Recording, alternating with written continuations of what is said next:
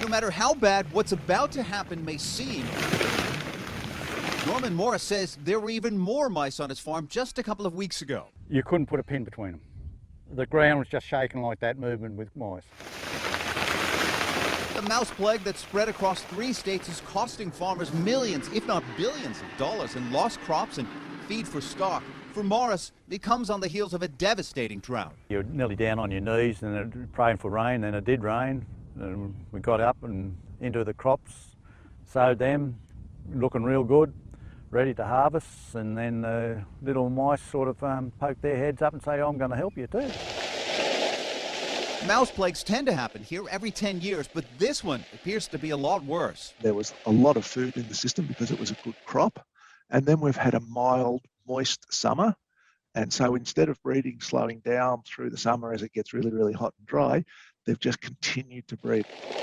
The mice have destroyed or contaminated countless crops and feed for livestock. I reckon without labour and all that, we've probably lost about $120,000 to $130,000 worth of hay and grain.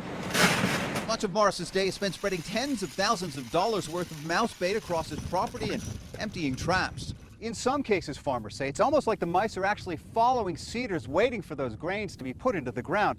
Those grains that they don't get to during the day, they'll come back for at night. And the impact isn't just confined to farms.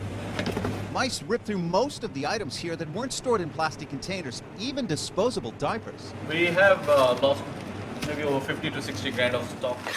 All of this has taken an emotional toll as well. I've been out talking to farmer groups over the last 4 or 5 weeks, and these guys are just fronting up time and time again to say, you know, help us out, let's get on with this. What's the best thing to do so we can get our crop in the ground and get it protected and get on to the next thing? They're remarkably resilient people, but battling, gee whiz, very tough times. If they're hungry, they'll eat it.